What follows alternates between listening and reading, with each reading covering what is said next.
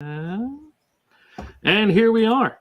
We're back once again with the old Laughing Rogue channel. We have our good friends, Mr. Andrew Davis, who hates when I call him Mr., but I'm going to do it anyway. How you doing? I'm all right. Tired, but all right. I say it's been a while since I saw you, about 12 hours or so ago. And we have a new person with us. And how about you introduce yourself? Hi, everybody. I'm Lori Calcaterra. I am an indie comic book creator. That's what I do. Nice. I don't call Andrew Mr. I know better. Now, what's this? I hear you had other ventures in the comics. Are you Did I talking hear about a movie? Yeah, well, it's not a movie. It's a okay. So when I created the story, I created this giant world. I love world building.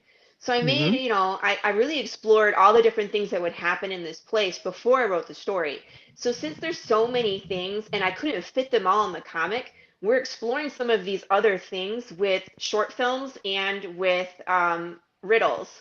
So the short films, like our Kickstarter is up right now. You can go watch the first one that we ran, and it's a commercial for an undead retirement community. So people, if you haven't heard of Path of the Pale Rider, it's a world where the death process is broken. Your body dies, but your soul gets stuck in your body, and you decay, and you go crazy, and chaos ensues. Bad things happen, right? So the undead retirement community is a place where you can go live apart from the living community, and there we are. And Yep. then you can kind of be like out of the way, and you can live out your decay stages and stuff in a safe place.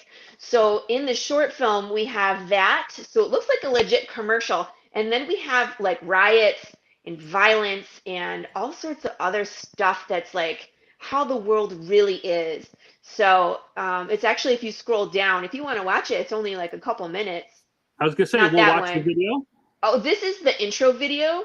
If you scroll all the way down to the bottom of the page, there's a section called the big picture, and there's Okay. looks like there's some buildings in a video. Keep going. That's a different one. I got lots of videos. Keep going. Yeah, I figured we'll go through the whole campaign. We'll take a That's look cool. at everything. Yeah. So here's the video, though. Okay. Let's And take Andrew, a look. we didn't get to watch this last time because it wasn't up. Really? Can you pause that for a second? I just want to talk about this. Can you see? Do you see what I'm seeing? Do you see what my artist did here? What's that? Look at the logo. What do you see? Do you see a skull?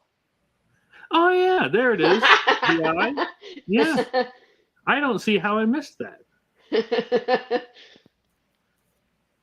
Yeah. So we have all these subtle hints about what's really going on here. Cool. Nice. Yeah. It's like the negative space. Mm-hmm. Anyway. Thought that was a nice touch. Yeah. When it comes to an inspired and privileged retirement, Pine Fox is where you want to be.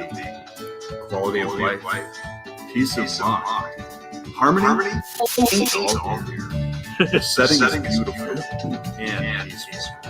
The atmosphere is lively and enriching. The amenities have something for everyone and every interest. At Pine Fox, your health and well-being is a top priority. Our community is growing and just waiting for you to join us. Making the most of your AE years matters to you.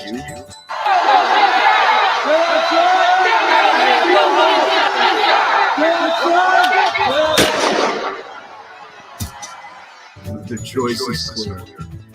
Pine Fox. Katie, time to come in. Okay now. For more information, call 216-555-3323 or visit pinefox.com today.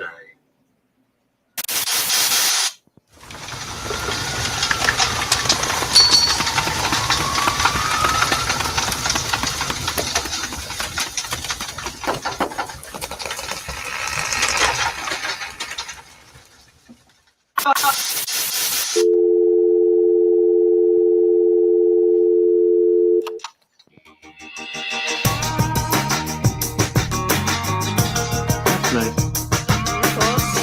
I like that.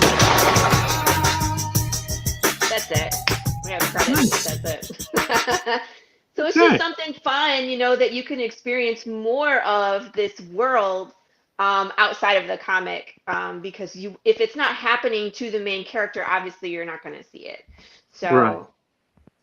so yeah, so that's one of the things that we're doing. And then the other thing is the riddles. So on the back cover of episode 1, there's actually a riddle that will take you to someplace in the real world. And so I've had 3 people solve it already. So we have 3 people who are claiming first, second, and third place. But we're going to be doing like Morse code and ciphers and invisible ink. And I mean, like so many different things. And the challenge is there, after this first episode, they start getting hard. And then there'll be additional content for the people that just solve the riddles. So we might send you to a YouTube page. We might send you to a podcast. You might ask you for your address and you get something in the mail. You might get a phone number to call. You might hear a message. So there's so many different things that we have planned. Mm-hmm. It's just going to be this giant rabbit hole for you to fall into. So. Well, it sounds like a fun one. Book. Yeah. Yeah. And it comes with a comic book. Andrew doesn't want to do any of that. He just wants. Oh yeah, I'm lazy. The rest of us will have fun. That's right. So, I think we should take a look at your intro video. Then we'll talk about your book. And I gotta say, I am having the zombie tonight, just in honor of the Pale Rider here. So thank you, sir. Yeah, I saw this at the liquor store today. I'm like, I gotta get that for tonight. That's perfect.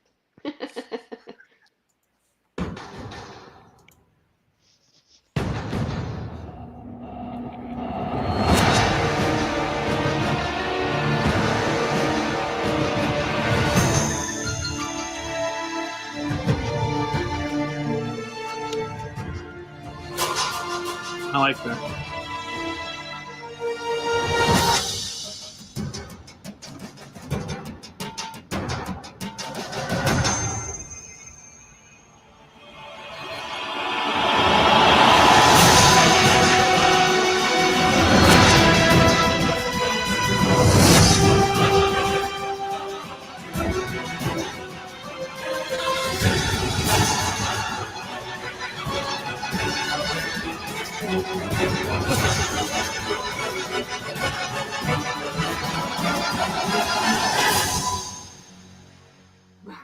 That was exciting.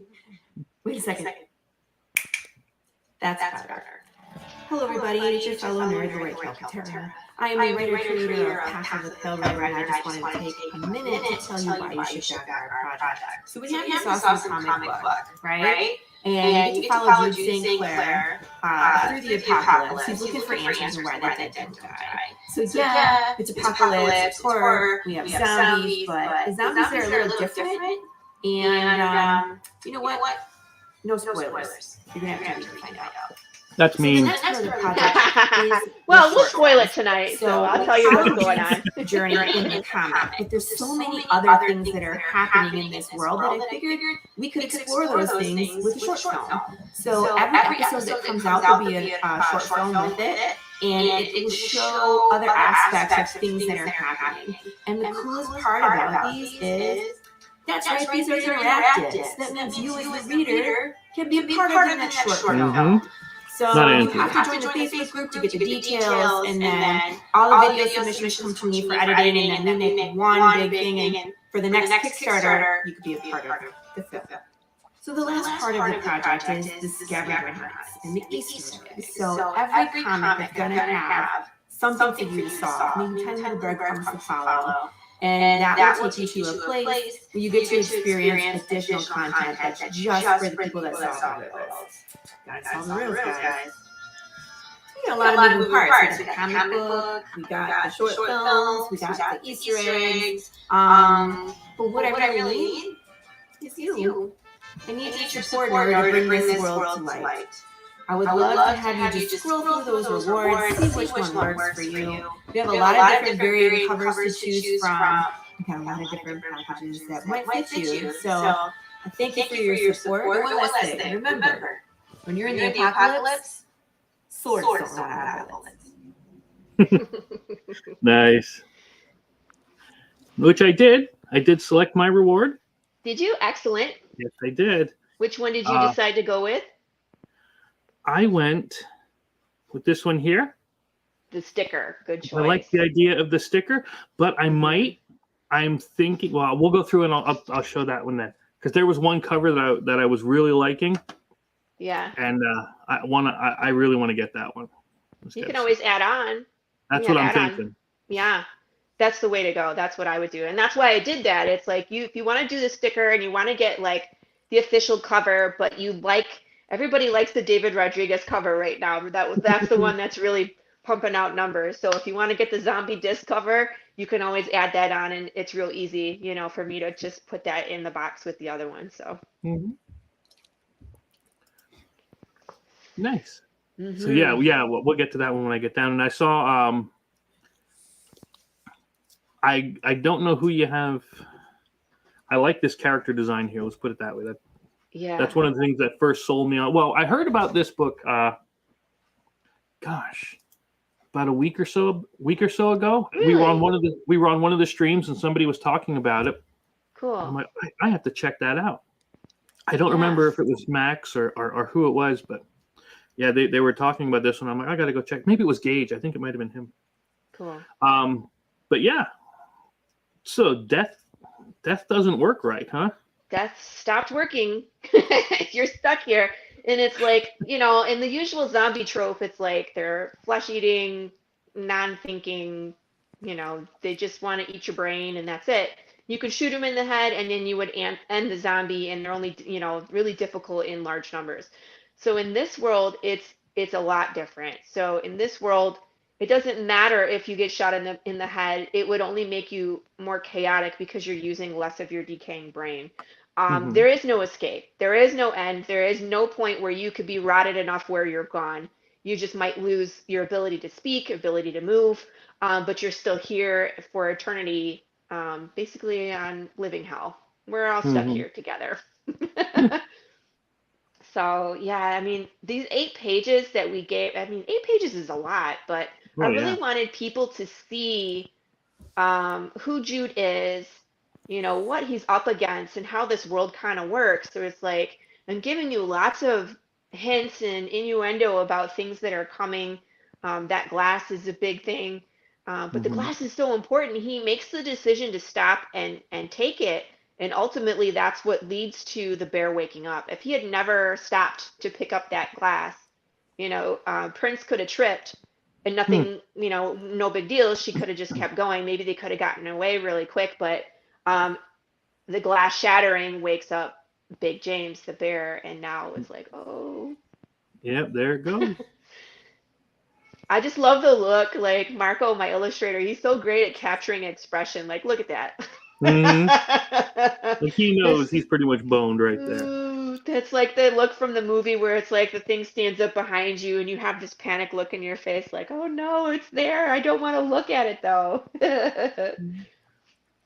So, but we will resolve this. So, like I said, this is about 2/3 of the way into the comic. So we have about 8 pages before, and then this 8 pages, and then we resolve that situation with about another 8 pages. So, 6 pages, I think. So you'll see what kind of sets Jude off on this road and what he's looking for, because he's looking for something or someone. And then we will resolve the bear situation, but you won't be happy. Yeah, I like because I grew up again with the Savage Sword of Conan and the old Marvel magazines, and it has a lot of that same the feel to sketch it. feel style. Yeah. That's what else brought me into this. It's very spaghetti western and meets Mad Max Road Warrior, throwing some I Am Legend where he's the last man alive who's looking for the answer. And there you go. That's kind of our style. Nice. So, yeah. This is the A cover? That's the first variant. That's a Jose Martinez, and he was going after like a real George Romero, Mm-hmm. 1976 Night of the Living Dead. Don't quote me on that year, but like one of the 70s, Night of the Living Dead, like that kind of color scheme is what he was Mm-hmm. going for with the bear, and so he's pretty gnarly. Nice. I like how he drew in all those different details too. So if you look, like he's got an axe coming out of him, Yeah. he's got a bullet hole, he's missing an ear, like Yeah. it's been around the block. More than one person has tried to take him down and not succeeded. This one was my favorite. That one, the Everett Watkins, yeah. That to Yeah. me is more like good, the good, the bad, and the ugly. More of the spaghetti western. Especially with the words on the chest. That's very Clint Eastwood movie poster. Yeah. Smoking gun and sunset Uh, against the desert. So cool. I love how he did like the bullets, the outline of the bullets on mm-hmm. around the waist. So Everett Watkins. Yeah, that one was. I gotta say that one was my favorite. And Not then that of I didn't course, like this one too. I know this is David Rodriguez. Again with the zombies and the disc. So, but it cracks me up because if you don't know anything about our story, what I just explained, it's like, oh, it's a zombie story. But I'm like, no, no, no. They're not really coming to eat you. They're probably coming to ask you about your car's extended warranty, or they're singing you happy birthday. Like you don't know what they're doing. They might be just pissed off, but they're not going to eat you. I mean, they could, but that's not this world, you know. Yeah. I was gonna say I saw the discs here and I saw it on the main character. Yeah. I gotta figure out what those are. It's a piece of technology that I built into the world to kind of very quickly differentiate between living and dead, because of course you have a heartbeat. So Right. that disc amplifies the heartbeat both visually and audio. So it will turn green and light up with the heart, and then it will have the audio of the heartbeat. So it's very easy. Like if you're living and I'm living, we'll turn on our disc and be like, we're both still alive. Cool. Okay, we're cool. And then they'll turn red and then flatline. So like they're government issued. There's a police force that's created to separate the living from the dead at some point. So they're using these to their advantage. But again, it's technology and we're humans. So there's a good chance we're probably hacking these, you know? Mm-hmm. So that's something to think about as well. Nice. Mm-hmm. And we have a few stretch goals. Yeah, a few. I mean, we're just really focused on hitting our main goal, but I put some out there like 5,000. We'll throw in some more merch. If we get to 7,500, Marco will actually color the whole issue. Now, I really like the black and white look, Yeah. but of course, how can you not love color? So it's Right. like I'm torn between. I really want to see it done both ways. So we might do both. I was gonna But say. but if we don't reach our stretch goal for that, I'm cool with that because we can always go back and color it in the future and run, do maybe on the next Kickstarter, it'd be like, if you already have episode 1, you don't have the color version. Do you want to get the color version because it's done now, Yeah. So, Nice. and then there's that back cover. Yeah. Good luck. Very good. The people and that back have solved cover- their. Go ahead. Go ahead. What were you gonna Explain the back No, cover I was- things again. Yeah, this is the riddle. There's a specific way to solve this type of riddle, but once you know how, it's pretty easy. Mm-hmm. It's easy. And I've given the answer before in some of my other socials. So if you go scrolling through some of my social medias from the past, I have answered this one already. So. Ah. Okay. And you'll have these on each book and Every book. nice. Mm-hmm. There's the Of course, website. there's our where we can socials. find it. Yep. Yeah. Facebook, Instagram, TikTok, Twitter, and our webpage. We're all there. Very good. Yep. And we still have 22 days to go yet. Yeah, 22 days to kill it. Very nice. Almost there. We're almost there. So, yeah, we were really excited to get that sticker from Kickstarter, the projects that we love. Yeah, I was going to ask you about that. Yeah, it's one of those, like, as a first-time Kickstarter, you're like, what is this project we love? Because I'm seeing them on every, other projects, and I'm like, how do we get that? And then when you Google it, it's like, oh, Kickstarter has to award it to you. You know, you don't Yeah. really have a say. It's just someone from Kickstarter looking at your project and being like, yeah, this is really cool. And then they award it to you. And it was like the next day we got it. And I was just like, oh, look. It was like, high five us. We did great. They like us. So it gives us a little more visibility within Kickstarter. People can search us that way. So it's helpful. And it's just, Mhm. you know, a little bit of bragging rights. Don't worry, Andrew. You had a Kickstarter project I loved. That's what's important. Chris will give you a sticker. Hey, I survived my Kickstarter. So my Kickstarter nearly killed me. My friends bought me a bottle Ooh. for my birthday, and thank God, because without that bottle of Jack, I would not have made it. So that's all I'm going to say. I think I can say that if your children are watching, I think it's pretty kosher, that statement. Yeah. It's okay. Kickstarter is its own animal, man. It is. Now, what made you choose Kickstarter over the Indiegogo or any other platform? I'm most familiar with Kickstarter. We've been backers for a very long time. My husband, you know, Kingdom Death Monster. We have a Sisyphus table. We've backed lots of tabletop games, Mhm. card games. I think we got like this really cool. It's like it looks like a little owl that goes on the wall. It's a security camera, and you can get an app for it. It was okay. That one ended up being only okay. But I mean, the concept was really cool, and they did complete it, and we got Yeah. it. So it's not like, you know, you back them and then you never see your stuff, because that happens too. Um, yeah. So just basically because we were the most familiar with Kickstarter, that's the one that we wanted to go through. But Okay. So I actually have a question, and it's very interesting about Kickstarter because I'm a strong believer that before you create a Kickstarter, you should be a backer on Kickstarter. hmm And the reason why I say this is that you should be familiar from both the backer's perspective as well as the consumer's perspective, because there are people's Kickstarters that it's their first Kickstarter and they haven't backed any project. And I'm kind of like, I what's know. going on here? I You find know, it a little disingenuous saying it's like this is a crowdfunding campaign. And if you threw in $1 to somebody, you at least get inside information. And not only to be supportive of the community, I feel, but also it is a learning experience to say, okay, this person is giving a backer update. This person is Yep. doing this and even how to see it. And I find that obviously because you were a backer before you were yes. producing a Kickstarter, so you got inside information. I think Chris, you were the same, right? Mhm. Yeah. Yeah. Yeah. I definitely. I think I have like 130 something backed projects. But it is, again, just like I think everybody should work Look. retail. You know what I mean? Yeah, Everybody absolutely. should have Like, that kind of an experience I so that have to you can look hate because people too. yes, so you can understand the pain of, you know, working retail. You know, what's funny is because my creator thing said that I had not backed any projects because everything was run through my husband's profile. So I was like, I need to go back some things. It's like, stop backing things through your profile, let me back things. But I want to see, like, I'm interested to see, like, let me look him up because he's listed as a collaborator on my project. But I want to see, I'm curious how many projects that we've backed.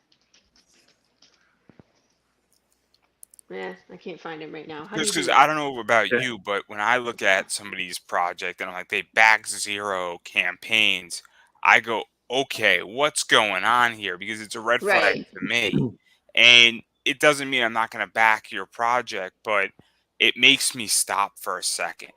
And it makes me say, okay, what's going on here? And sometimes there's a good reason. Sometimes somebody has a business account versus a personal Yeah. account, and that's fine. And then you look at it and you do a little digging. But at the same time, I also always get curious where I'm like, okay, why haven't you given back? And then also, Right. I look at the idea saying, okay, you're now running 5 Kickstarter campaigns a year and you're only backing 3. I look at Right. that too, where it's a ratio. And look, it doesn't have to be perfect. I mean, I back maybe 16 to 20 campaigns a year now. And I'm not saying that, I'm a perfect ratio, but all of a sudden it's the idea, even if you're backing 1 for 1, it makes me feel more comfortable and say, okay, you're not being Yeah. selfish, for lack of a better Mhm. word. I would use Right. another word, but I'm trying to be Or PG. or understand how Kickstarter works, Yeah. how things are supposed to go. Because if you've backed other projects and you've been backing for a long time, you understand the process and like what's expected of you, especially with updates and Keeping in progress touch. after you're funded and, doing backer surveys to get information. It's us that have been there for a while that understand like if you back a project and someone sends you a survey for information, you better freaking answer that because you're Oh slowing yeah. down the whole project if you don't. So it's like, freaking do it. Yeah, Let I me see just here. finished a book not quite 2 weeks ago. And I send out the surveys already. I got a few back, but I'm waiting on a Yeah, few in order to send out the rewards. yeah. But it's Oh, But I like, have what email do people. you want me to send your PDF copy to? How do you want your name exactly. to show up on the thank you page? What size t-shirt do you wear when I order you a custom made t-shirt? It's like, I got to know all these things. And if you want your stuff by the deadline that I'm promising, you got to answer my questions. Yep. Now I've unfortunately had individuals who never answered a survey, and no matter repeated attempts, and Yeah, honestly, there's not much you can do about it after that. You've got to keep moving. Uh, yeah. but yeah. Yeah, it's like, sorry, I gave you so this is the date I have to ship my stuff and it's gotta go. Then I mean if Yep. they answer you that after, after the fact, then fine, I'll still ship your stuff out, Of absolutely. course. But I'm not gonna hold everybody else's stuff because you don't answer your email. It also gets complicated, and I'm sure you notice this, and it irritates me beyond belief, where people basically, because my understanding on Kickstarter is you cannot start a new one and launch it until everybody's fulfilled. Yet I know and I have friends who I haven't gotten their books yet, and they're running, and it bothers me to the irk. And and I understand that if maybe because I know people who run every 6 weeks now, and I'm like, Hmm. wait a Wow. second, I didn't get my first thing. What are we Yeah. doing here? I don't. I And don't.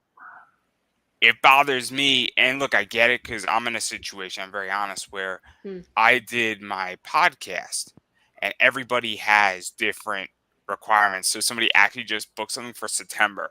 We're in April, guys. We're in April as we're all talking. It is April Uh, 22nd. Somebody Yeah. booked for September 21st. That's a long while away. But I think I can mark it because I want to launch something either in August or in September. And so I think it's safe for me to say, look, I didn't deliver your product, but it's scheduled. Yeah. okay. But I also Yeah. understand that all of a sudden, if somebody doesn't answer, at a certain point, I have to move forward and I can't be held up. But it gets tricky because if you put your book a year out, but you want to do 3 books in the meanwhile, maybe there's got to be a better compromise, I feel. Yeah, something's Yeah. off there. Hmm. That's a good thing you brought up though. When you plan it for a year out, do you give padding time? In other words, I think it'll ship in December, so I'm going to tell them it's going to ship in March, so you don't look late. You smell what the rock is cooking? Yeah, I mean, maybe I try to be upfront and honest with everybody, and I think I maybe gave us an extra 2 weeks, Yeah. 3 weeks at the most, where it's like I don't want to say we're gonna deliver in December when that's way longer, just so it looks good when we deliver in August. Okay. Like I mean, things can always get messed up, but it's like it's not going to be me and it's not going to be Marco that mess things up. It's going to be like shipping or it's going to be stupid printing, something like that. Yeah. Like if So, everything works the way that they say it will, this is when you should get it. But again, the Of world is course. crazy. because Stuff this happens. raises another question is that what is Yeah. defined as late? And I asked this question legitly where obviously I run an eBay business. Sometimes I'm a day late. My Um, people, if the book is supposed to arrive on the 28th and it arrives on the 29th, nobody cares. Right. nobody cares. It's the idea of that when the book is 2 weeks late, people start to get concerned. When all of a sudden, what starts happening is that even when it's a month late for me on a Kickstarter, I'm not ultra concerned. When it starts becoming 3 months late is when I Yeah. start getting worried. Yeah. So I'm curious about where you're at that, and even where you're at, Chris, because for me, I am more of a backer than anything at Hmm. this point, and I haven't produced anything at the moment. I produced my podcast, but that is also sporadic, and that is a very different beast because legitly the people are all over the place. So some people, it's late, but it's not late because they didn't book it yet or they're booking it Right. for August. So my fulfillment is slightly different because it's not Yeah. a physical product. But I Yeah. don't think I'm the prime example to use. Right. Yours is way different. Most people when they're backing are getting physical product, and mailed and, produced and mailed. So Mhm. that's completely different.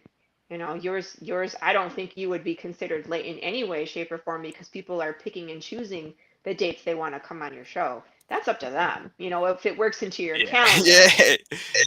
yeah. I will make my calendar work for That's them. what I Is, mean. is how I That's how what I I figured mean. it out. And as I stated on my campaign, for everybody watching, if something can't figure out and you can't do it on a Tuesday, Wednesday, or Thursday, we will do it at 4 in the morning on Sunday if necessary. I got no problem doing it at 4 in the morning on Sunday, except every once in a while it's just not going to be doable. You know, because I might be watching wrestling at 4 in the morning on Sunday, and that comes first. But I am curious what you both view as late as backers as well as fulfillment, because that to me is tricky at this point. Because once you cross that line where you're now fulfilling something, you obviously evolve differently as a backer. Yeah. Hmm. Well, it's real important. Again, it's neat seeing it from both sides. And when you're the backer, the lateness gets you a little more upset uh, until you do this side of it, to where you see, oh, look at all the stuff that can go wrong. Because I ship from China with the board games, and that alone takes a month to 2 months on a boat. You don't know. You don't know if customs is going to say, well, I'm going to hold this boat for 3 weeks, and just because we want to. I've had that happen where it's sitting off the coast of California. The games are here. There's nothing I can do about it. So technically, it's late. The important thing is you tell everyone. You don't hold it in. Mhm. I've been on projects where they just shut up, and that is the worst thing you can do. Never say anything. So So that's why, I have a like, story about a boat. Sorry to interrupt. It's a good one though. It's a good one, and it's not board game related. It is more D&D related, and I don't know if you know Team Phoenix's project. And I think it was Bards of Siren or Savalta. Really cool. Book did like 200 to 300,000 on Kickstarter. nice. So here's what happened: is that the book was held up not Mm-hmm. because there was a boat problem. They couldn't find a boat. They couldn't find a boat to get it to the U.S. for 6 weeks. Then they found a boat. Oh. They had to wait another 3 weeks. So now we're talking 9 weeks. Then the boat has to cross some water. Hence, it's a Mm-hmm. boat, not a plane, because if it was a plane, it would be going through the air. And then now what's pretty much happening is that it's somewhere in, as you stated, in customs. Yep. And then they got to unpack it. Then they got to sort through the container. And so now what should have been in a normal circumstance, maybe a 3 week position. And I don't know boat travel. Maybe it's less. Yeah. I'm not a boat Mm. expert, but the point is relevant is it's taken about 6 months instead of Mm-hmm. 3 weeks, which Yeah. is insane because they couldn't find a boat for 6 weeks. And Yep. that's what's even Crazy. crazier. So when you're talking about shipping from China, Yep. forget about the boat ride. You gotta find a boat first. Yeah. And that's where I'm at. Is I had the product with the manufacturer. I have the Slaughterville director's cut, the game before the one we're funding now, and Mhm. they have all the files. They're printing it. I've seen the mat. Oh, I have a neat neoprene mat in there. You need to get that. Cool. So they have everything. It's printed. It's just there's no containers going back to China, so it's hard to get a container. So it was supposed to ship in beginning of April, but we can't. There's no boat yet, and everybody understands this by now because of just the way everything is running, and especially with China, half of China being shut down at a time. Right. It's unfortunate. It really, really sucks, and I feel terrible for them. But like you were saying, being on this side of it also makes me more understanding of it when I see a game that's 6 months Delayed. late. Now, I have games on here that are 3 years late that I've backed. They don't have that excuse. 'Cause 3 years is a little much. yeah, they were able to fund before any of this ever happened. So yeah. So I have another story about something. Sorry to cut you off, but I don't know if you know who I think Dan Donnelly is. Dan So that one Donnelly. sounds familiar. I forget his book's name, but he funded a Kickstarter and then he was deployed. Mm-hmm. Oh. So everybody understands that Yeah. he's not fulfilling his Kickstarter, not because he doesn't want to, but because he's on 6 months of active duty. So when he gets back and he's off active duty and he spends 3 months in the States, people are gonna be like, "Hey man, you gotta really deal with your Kickstarter." And I think Yeah. he knows it, and people are gonna be like, "Oh," and everybody understands saying, "Look, you got a lot of leeway because Yeah. you're not also doing another book." And that's the other thing too, is that when all of a sudden somebody is, late and they're over a year late, and obviously I think with your situation, Chris, it's a little bit different because you don't have control over that. I wish And to God I did.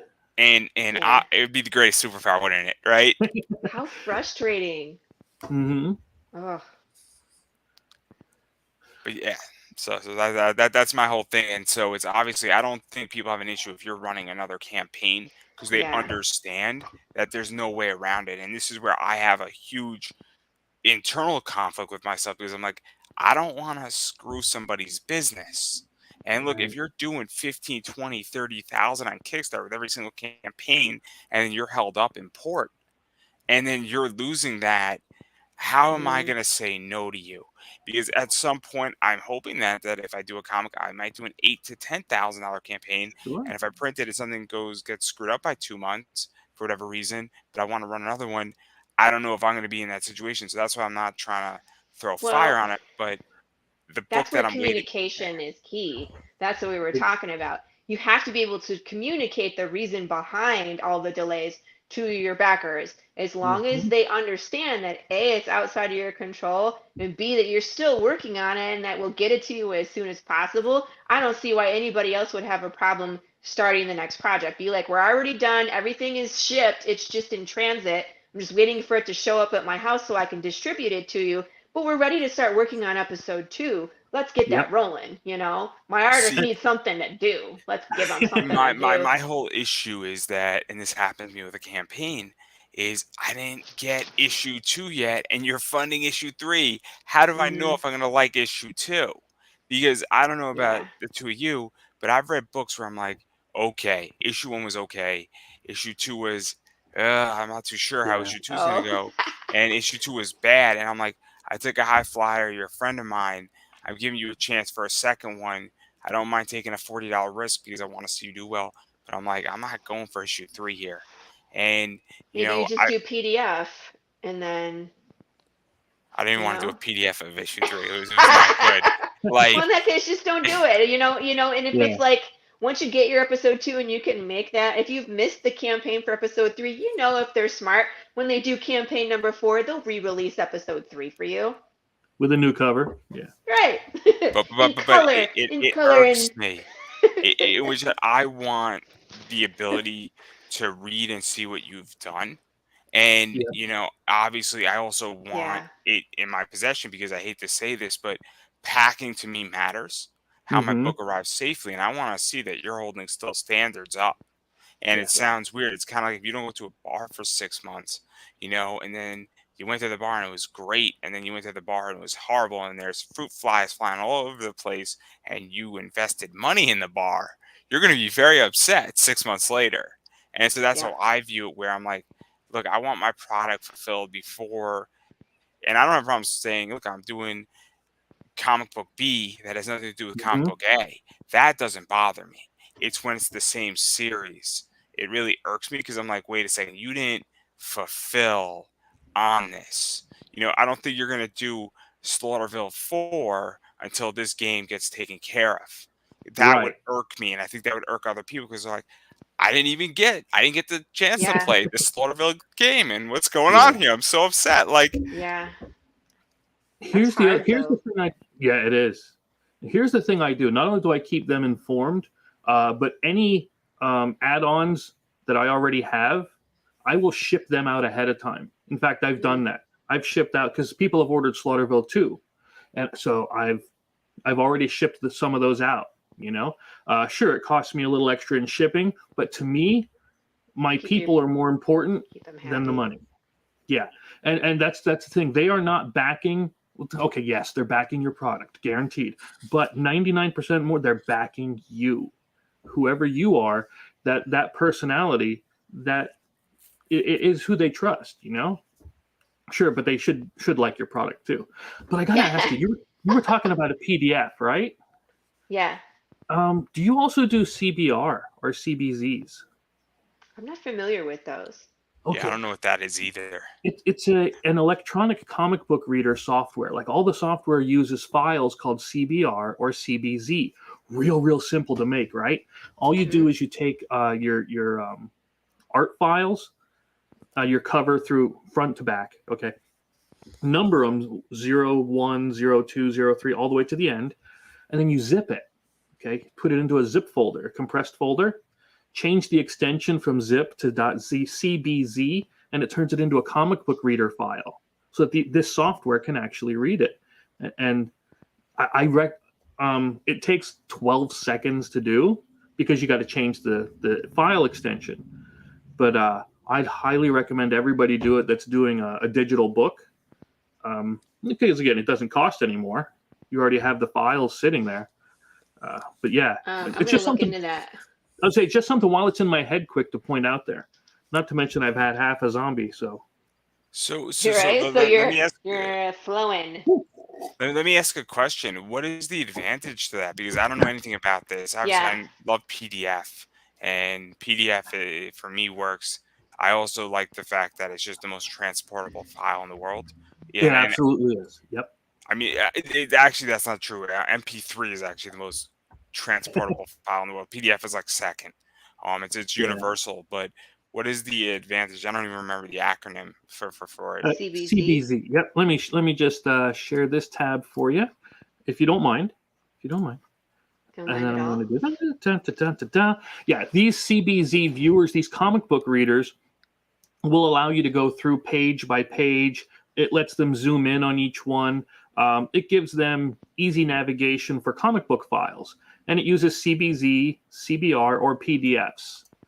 Some people have told me they prefer the CBZ file, but again, like I said, if you take your folder that has your comic book files in it, your pages, right-click on it, send to compressed file, so it zips it. Change the extension from a .zip to a .cbz. And that's it. That's all you need to do. So do they need to have an app or something to read the CBZ? Okay. Yeah. And a lot of people do. A lot of people do have these comic book reader apps. I know I do. I have two different ones, one on the phone, one on the iPad.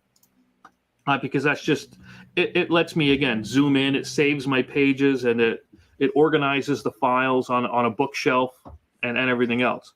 So can you give me an example of an app that would someone could download? Absolutely. Anything for you. This is what I'm here for. Well, I'm interested. I've never heard of it, so it's like, right. what would they download? I'm in a similar position. Like, this is all new to me, and I would never even think about this because it's just like I'm so familiar with PDF, and I'm now like, okay, Absolutely. What is this? And I'm glad I can show it to you. But this type of this is one of them, and what it does is it actually stores them so you can see the covers, and then when you click on it, you can read them. And you're able to.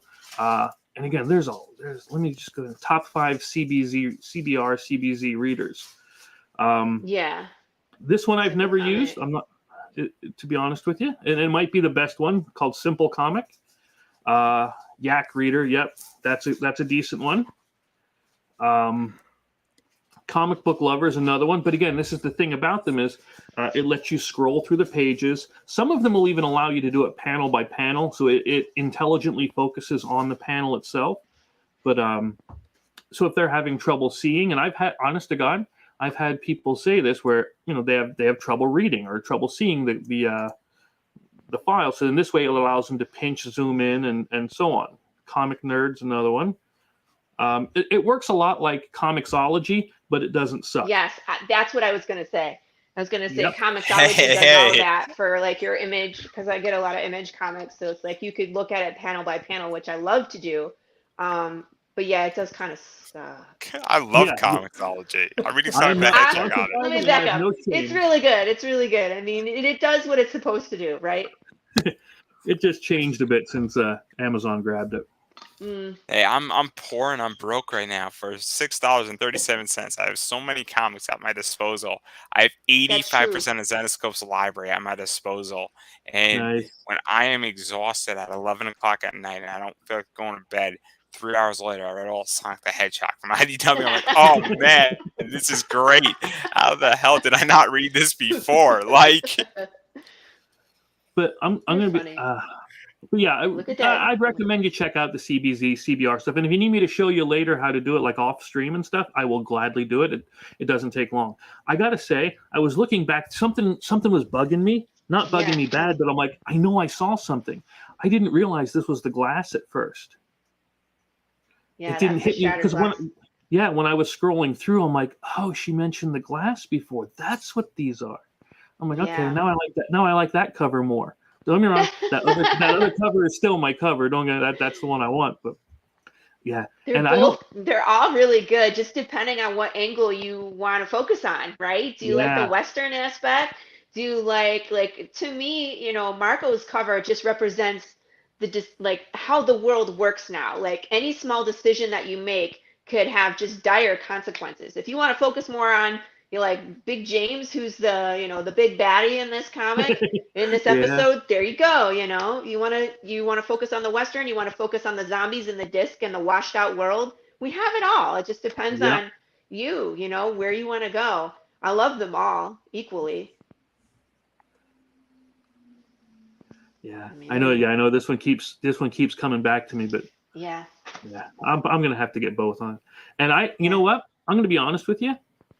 I want to see it colored, but I also really do like the because some black and white comics I've seen, even some by famous like the Marvel DC kind of thing where you some of them you can't tell what's going on because Right. they fade in too much. This one I don't have that problem. I'm Right. looking at it and I can tell what's going. Exactly what's going on. That's Right. important, especially for black and white, because you can do black and white either well or it can go horribly wrong. And This I is mean, not. This is didn't we done talk well. about that, Andrew, where we were like, sometimes when you do black and white, it won't work in color, and vice Yeah. versa. You know what I mean? Like, Yeah. I think we were touching upon that, and also I thought I brought up X-Men as yeah. well, where I forget what X-Men book it was. There's a colored version and a black and white version, and what's fascinating is that there are two different books Yeah. Right? completely, and it's not that one's better than the other, but the black and white version in a lot of ways is a whole different book. It's a different experience, and it also is done differently, where you see things and you experience things differently.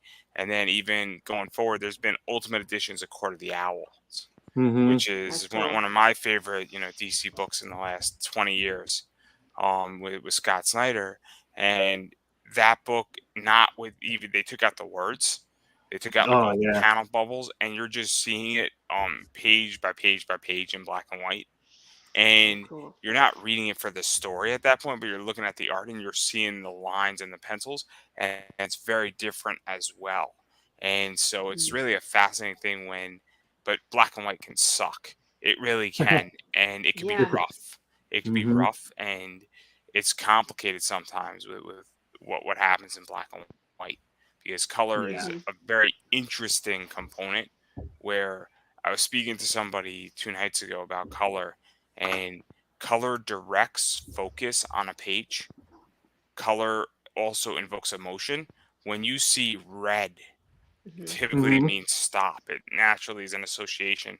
When you see green, it invokes emotion. When you see purple, it gives Blue, you a sense of yellow. something, you Yeah. Mhm. know, and then all of a sudden it's the idea that, you know, red red and green are the most obvious. And that's the idea that when you take that away, it definitely takes a sense away from a book. Mm-hmm. And that's why black and white is tricky, is that it's the idea that it makes it harder for the reader to get it instantly. And comics is one of the only mediums where the reader has a lot more control over anything else. Because in a comic book, I can determine how fast your character is speaking, whether they were speaking for 10 minutes or 5 seconds. Mm-hmm. And I could tell how long it took Jude to actually get the glass. Did it take him 20 seconds or did it take him 4 seconds? Right. You don't have that control once that book is handed to me. You could think it took you 4 seconds, but in a movie, we know it takes 4 seconds. In a Right. book, we know it takes 30 seconds. I'm trying to think of another medium. In a song, if it's a 3-minute song, the lyric did not take 5 minutes to say. I mean, just scientifically, but I think my point has been made. I'm not going to continue. Yeah. Now, panel layout can help with that. Like if you do a big Yeah. panel, then thin them down, that makes it seem like time can either speed up or more claustrophobic.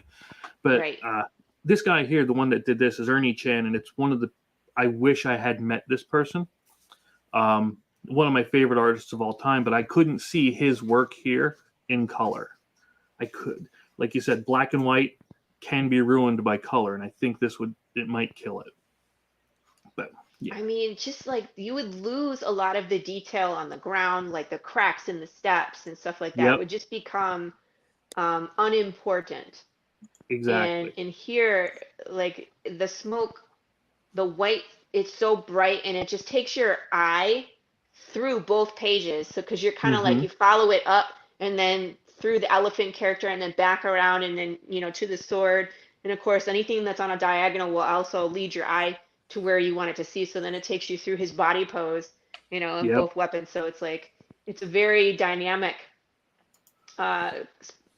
what do you call this? 2-page splash? Yeah. Amazing. But yeah, that's the kind of thing. That's again Yeah. like what I'm noticing here is the panel placement and everything else is enough to keep it. I can tell Pacing. what's moving. Paced. Mhm. That's the word I was looking for. I couldn't think of. The pacing, yeah. Yeah. I love And that again, moment they do right there. expressions. Yeah, you know what I mean? Where he's looking at her like, happy birthday, happy early Mhm. birthday, girl. And it's just like right there, their relationship, Mhm. Such a Yeah. touching moment. They've done And this that's before. It's like it's been a million times, and putting on shoes so they're quiet. So that was one of the things that was one of my concerns, moving it from a screenplay to a comic, is now it's like we lose all of our sound. And Mhm. in this world, sound is so important, so important.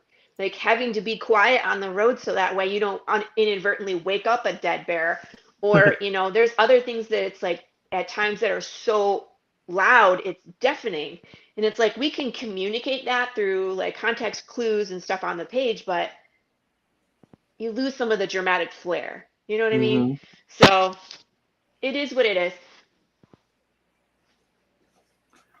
Zombie hand exploding right into Jude's face through the panel. I was like, that was Yeah. brilliant. I How like gross. yeah, when they cross panels like that, it ties a lot together that way. And the angles Yeah. make it Yeah. The Las Vegas. perspective of that glass. Oh yeah, that's Mm. important. I'm not gonna say why, but it's important. Yeah, he does expressions real well. And horses are like Yeah. notoriously hard to do. Yes, aren't they? They either People come off hate like drawing horses. They hate drawing horses. They hate them. It's just Yeah. they're horrible. out of Like, I know proportion, people who or just they're say nope, too just hokey. nope. Mhm. But you can yeah. He does great. He's great. Yeah. So I was like, we need to keep him busy. We need to keep Yeah. him busy. Yeah, don't let him get sniped. You want to keep him busy. Exactly. I was like, well, as soon as we're done with episode 1, we're moving on to episode 2. Good. Glad to hear. So we'll keep them getting paid and happy, and yeah, keep the readers happy. Things increasingly get worse for Jude the more episodes that go on. They get really bad. So episode 1, episode 2, we're in the apocalypse. Episode 3, I actually start an extended flashback. So we'll actually go back to the beginning of the apocalypse, the day that the death process broke. So you'll get to see from Jude's point of view the confusion and how quickly things fall apart, and then get really bad. So, and then we're back into it, and we show Jude continuing on his path, looking for things, and all the crazy things I put him through, the meat grinder, and out the other side. So we Do you have. ever feel? Go ahead. Go ahead. No, I was going to say we have 13 episodes already written for the first arc. And then I'm currently writing the second arc.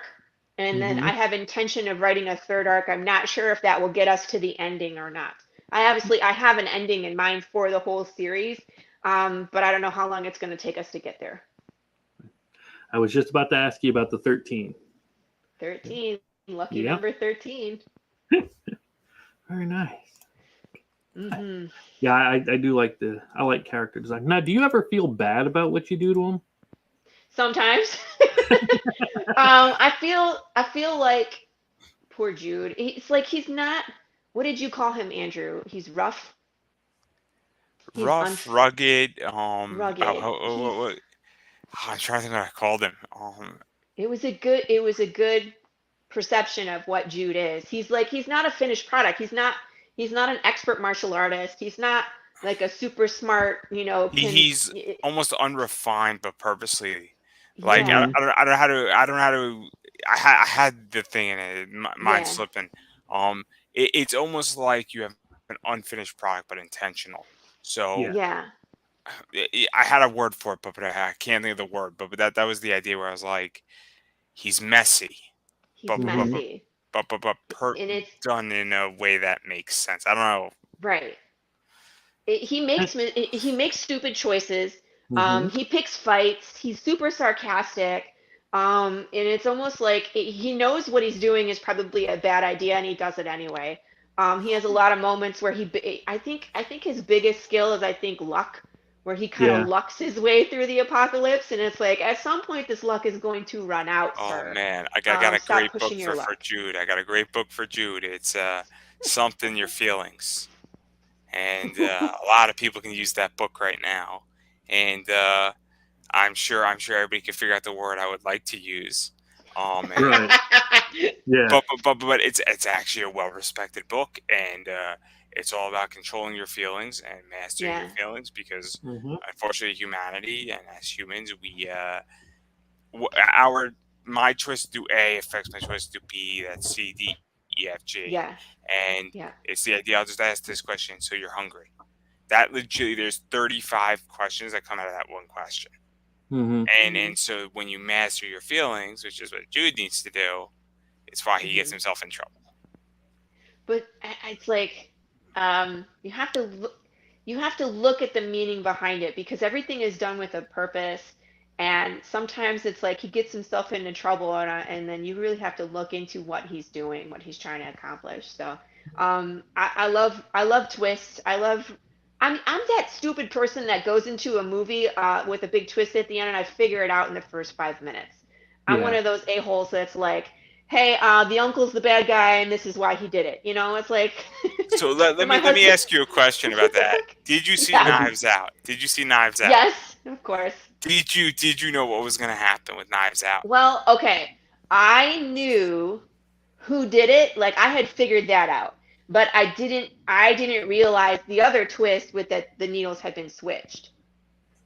That one was a good twist. If it's a twist that I can't figure out, it's a good twist. But I knew that effort set it all up, and something had happened, and it was his fault. You know what I mean? Like from the beginning. I never thought that. Because I thought basically I viewed Knives Out where nobody did it, and it was just like a whole big fiasco, and everybody had a panic, and that's how Knives Out played. And then there was the setup after the fact, because somebody knew the will, but they didn't know. It was brilliant, but Right. I thought Knives Out was a hard twist to figure out, where that was a to good me one. was well Yeah. planned and well executed. Yeah. Yeah. I got lots of twists in mine too. I promise you won't see me coming. Quite a few actually. There's quite a few things that you're gonna get to the end of the episode and be like, expletive, Lori, why did you do that? And I will smile and sip my tea and say, okay, Mhm. yep, that's how we roll.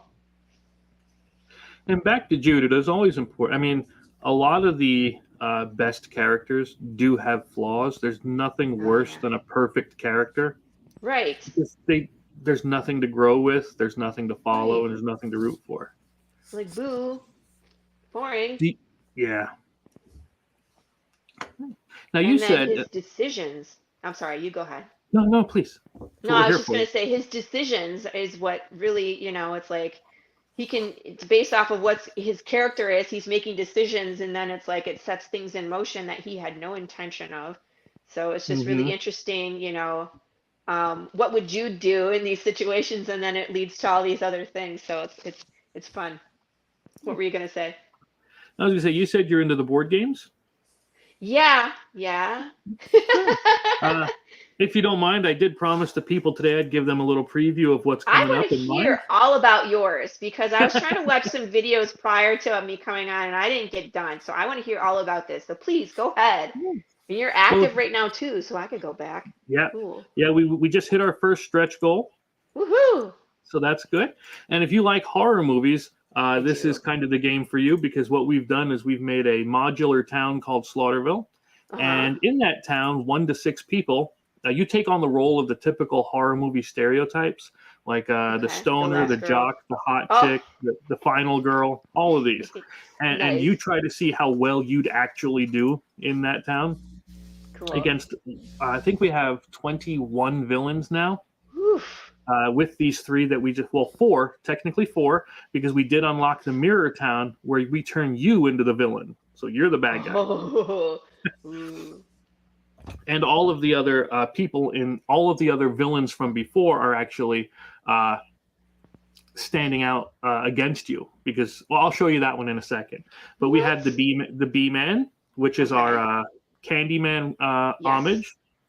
The Sleeper is for Jeepers Creepers. Cool. Where you have to destroy his body parts. The Vermies is Tremors. Cool. Where they're coming up out of the ground, and you're walking around town making noise tokens, and they just rise and they whoop you in the buttocks. In the buttocks. Yep. That's cool. We unlocked these 2 promos.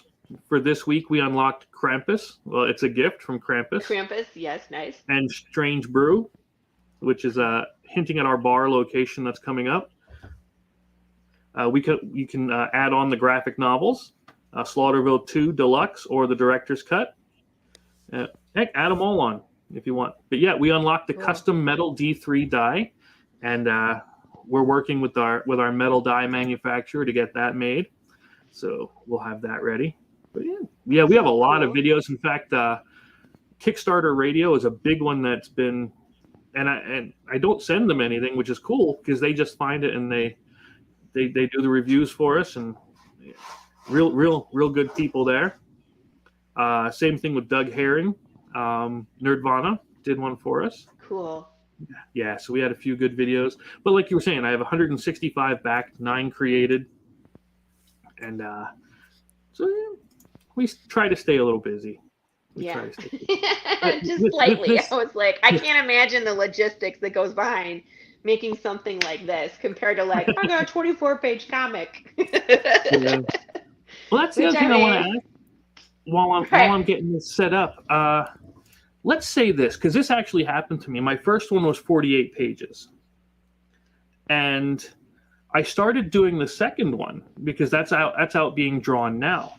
Mm-hmm. And while I'm doing the script for it, it's like, this isn't going to fit in 48. I had to put it up to 56 in order to get it all in. How do you feel about, would you force the constraint, or would you allow it to grow? Or would you put it into the next book? Like a cliffhanger, bang, stop here and go to the next. How would you handle it? Because I find it's hard. It's like, where are you in your process though? You're just writing and you're anticipating, like, have you announced how many pages it's going to be? Or is that just like your standard page limit that you usually use? Like, I'm gonna give everybody a twist on this. So I have a friend named Mike Tiener. What happened with Mike's book, Black Jackets, is that he actually released issues 4 and 5 together, or maybe 5 and 6. I forget. Where he was ending exactly. I think it was actually 4 and 5. Now that I think about it, and what he basically said is, he said, "Look, 4 ends on a cliffhanger, Mm-hmm. and why wouldn't I just release both at the exact same time? And Yeah, if while you they're can do single it. floppies, you know, even because guess what, you end on a cliffhanger, but you're releasing both at the same time, and Yeah. so all of a sudden, that even if you go up to 36 pages, you're saying, hey, look, I'm going to end this because it keeps it in the floppy position and it maintains consistency, but I'm also giving more story. I'm ending the arc. And, you know, if you can afford it, you can do it, or you say, look, I'm going to take the risk and screw it. Right. Mm-hmm. Mm.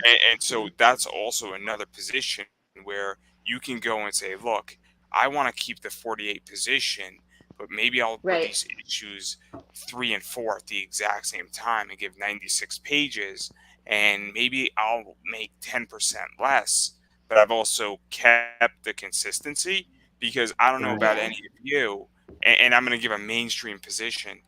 One of the problems, I walk into Barnes and Noble, and this is what manga does, everything is consistent height. If you go into the graphic novel section, a Marvel book A, B, C, and D are all the same thing, and then they do Captain America, and it's 3 inches higher. Now, I used to Yeah. have a bookshelf where I used to live, and I look at my bookshelf, and it doesn't look neat. It looks sloppy, and I'm Mm. happy with what's on my bookshelf. But that's the other thing too, is that when you start going into things like that, especially graphic novels, you know, I as a consumer like to display my collection, and then it starts looking sloppy. And if you go higher on one book, lower on the other, and that's a Mm-hmm. big issue with comics in general right now, Well, is it wouldn't really consistency. be higher, it'd just be wider. But I mean, obviously the goal is to try to get them to be around the same amount of pages every issue, right? So it's consistent. But again, I think I have the same problem where it's like, I think episode 3 is consistent with 1 and 2, but like episode 4, I have so much stuff that I wanted to cram in there. I don't know if it's all going to fit in 24 pages. So Yeah. I feel you, because I think that one needs to be more pages to kind of close out the story arc. Mm-hmm. Because then when I start 5, I want to start in a completely new topic. So I would Mm-hmm. need more pages. But I get what you're saying, Andrew. Like, and that's a good thing to think about too. It's like, what if you switch printers in the process and now things don't match, and that's going to piss people off? Like, I Yep. want my bookshelf to be nice and neat too.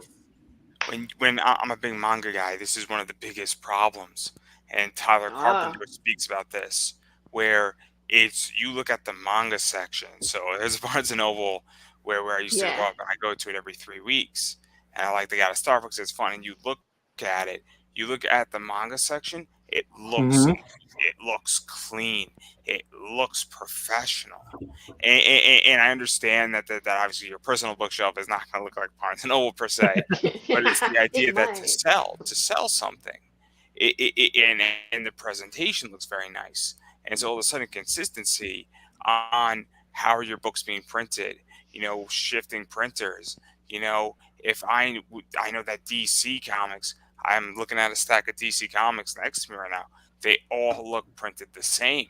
What would Yeah. it be that if I order my comics from Midtown Comics, and I have a box that I didn't open yet that I got today, and that box does not look the same as this box, but it's issue 1 is in this box and issue 2 is in that box, there's going to be concerns for me. And Yeah, if they don't right. feel the same way, I'm like, what's going on here? And so that's a really big issue. And it's not a story issue at that point, it's a Right. presentation issue. Mm-hmm. Right. Right. Chris, what's up with this card? Tell me about it.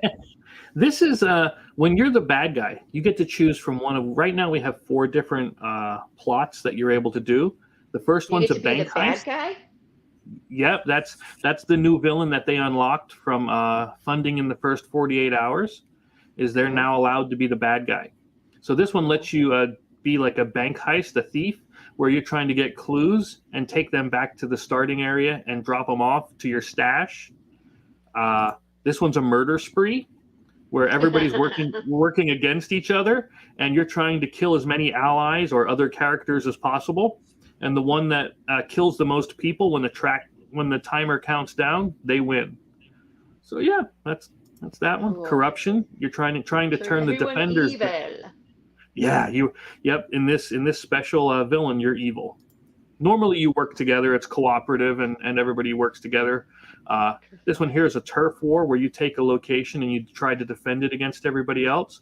But I was sitting here talking with my oldest boy, and I was thinking about these defenders that I have, and I was I don't want to say conflicted, but I was of two minds on how to get these done. So what I decided, and this is the first reveal, so you guys see them first here, I turned all of the old villains into characters. So you can not only are they the defenders for this villain, but you can play as the old villains reformed in the main game. So in the main game, the villain is called the Beast Within. He's a werewolf, and it's your job to either kill or cure the werewolf. But now this werewolf has redeemed himself. Yeah, and now you can use this werewolf as a character and play the regular game with the werewolf, with the body snatchers, were like the the pod people, the body snatchers. But now they're the body doubles, and they're there to help you by increasing your allies. The family was the cannibal rednecks. Yes. The cure was the contagion. Yep, this was a virus that was set out. Purely coincidental, by the way. The dream catcher was our Freddy Krueger. We called him the Dream Demon in the main game, but now he helps you. In fact, you got to build his song up, and you play his song, and that's how he deals damage to like the main bad guy and stuff by the Freddy song. I mean, not the Freddy song, because I don't want to get sued, but right. I mean, the song. Yet legally distinct from. Yeah. But yeah, so we actually made it so that you will be able to play all 21 villains as characters in the main game now. That's a cool payoff. I like that. You know what I mean? If you've been around, and you know what I mean? It's like if you've been around since the beginning, and like that's the payoff. That's the fun part, where it's like you battled these demons and bad guys before, and now you get to use them to your advantage. Like that's so cool. Yeah. Do that. And that takes us from 71 characters now up to 92 characters that you'll be able to choose in the game. So you have plenty of people to play as. Wow. And so it's a different game every time. Like it's not the same game twice. That's awesome. Yeah. 21 different villains, over 18 different locations, and you only use 6 locations at a time, so you mix and match and everything else. And that's cool. Yeah. It's like, how many times can you play Settlers of Catan? It's the same game. Right. I love it though. I love it. I still play it, but it's like it's the same game every time. You have not played Settlers the way I play. I mean, expansion, Seafars, Knights, and Cities. Oh, it's good stuff. Yeah, I'm not talking about all the expansions. Yeah, of course. But I just mean you ever compared play to Oil Slaughterville. Settlers? I'm telling you, Oil Catan. Oh, that's a modification. I saw that brilliant concept. Brilliant concept. Basically, the concept for anybody who wants to play it is that you have oil as a resource, but it ultimately, after a bunch of turns and you mine oil, it actually ruins the resource card. So now that resource card becomes a desert, and it becomes barren. Oh, no. And so now you could use oil to essentially build points, but you're almost destroying a city. So you basically can convert a settlement into a city faster, but then that resource that city can get is depleted. It's such an interesting concept. That changes everything. Yeah, that's cool. Oh, it's brilliant. It's absolutely brilliant. And it's not an official mod, but I got a whole nother discussion on Settlers. We actually we're shooting the people at Settlers on Facebook to try to figure out how to do it, where there's a debate on futures. If you could trade futures in Catan. No. Because I didn't know I was getting into economics. My God. Right. So this is what happens when you should see I play Monopoly. I play Monopoly in a very nope, not doing it. Mm-mm. Too many tables flipped. Yep. Hurt feelings. I gotta get more zombies soon. All I'm gonna say is that me and my friends. Let's talk about zombies. I want to talk about Monopoly. Yeah. Try playing Monopoly with real money, and then you'll see how fast it goes. Nope. But everything becomes everybody starts with $200, right? And what happens is that instead of Boardwalk being $400, Boardwalk becomes $40. And so now when you're actually buying, it changes actually how people function. It's brilliant. It's absolutely brilliant, and it's such a fun concept, and amazing concept. And there's all these like YouTube videos of people doing it with real money, and it's brilliant. It's absolutely brilliant. No, I'm that not would gonna drive lie, me that sounds. insane. Yeah, I was gonna say that sounds terrifying. I wanted to ask Chris a question. How did you get into game making? Because I'm interested. You know Okay. what I mean? Like, what made you go down that path? And like, how do you decide what the rules are? Is it still like world building? hmm I mean, you have to obviously be experienced playing tabletop games, but it's like, how do you create something that's new and different than everything else? I've just asked you 6 questions, so enjoy. That's all right. I'm married. I'm used to it.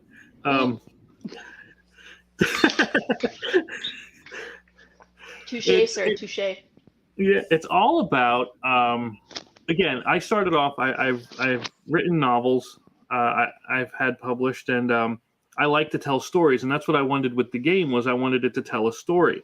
Now, the basic mechanisms with the game is all about. And again, it changed drastically from my very first iteration, but it's about traveling through the town, and I wanted you to look through the town. I wanted you to explore it, because that was the thing. And I base all of my designs off of the theme. How do I want it to feel? How do I want it to come across to you? And I wanted you to feel like you were actually walking through this town, exploring it, talking to the people, getting them on your side, finding items, seeing enemies.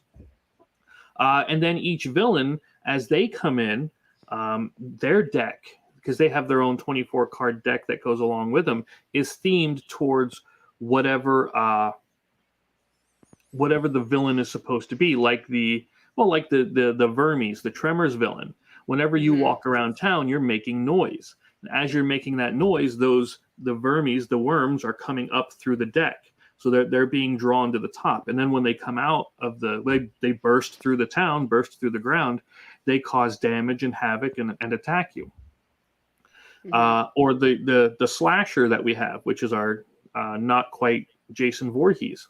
She is just a relentless killing machine where she just hunts you down and comes after you and runs after you. We have the Headless Horseman who rides through the town, right? But if it doesn't feel like you're actually there doing the thing, then I'm not afraid to scrap it. And that's what's important to me is making that experience and you able to tell a story yourself. If you can't play the game and then come away with a story like, oh my God, the stoner actually kicked the werewolf in the nards. If you can't come away with that story, then I failed. Is that his special move? No, but it should have been. I should have had. Yeah, I'll have to. Hilarious. Yeah. You're like, next one. Kick to the nards. +7. +7. Yeah. But yeah, each one does that, and it tries to bring in like the Dracula villain. Now I'll admit I was a fan of the Bram Stoker's Dracula movie with Keanu. Yeah. Not just because of Keanu, but I just like that era, the Victorian thing. And Gary Oldman. The only one that was terrible was Winona. Winona was like, what is she doing? yeah, with the bug eyes. Sorry, Winona. Yeah. Sorry. I think she's still stoned today. But so I tried to make it feel like, because in that game, in that villain, Dracula has come to claim his bride, just like he did in the movie, right? And it's your job. He's hiding. It's your job to hunt him down to rescue the bride and bring her back. And you only have a certain number of rounds, as in he's making his way back to his castle. Cool. So that's it's all about how to get that feeling across.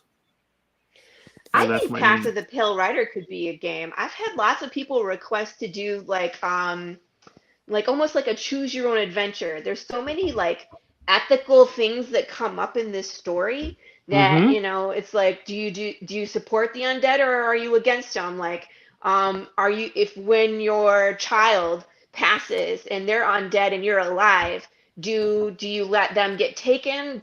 What do you do? Do you hide them? Do you flee with them?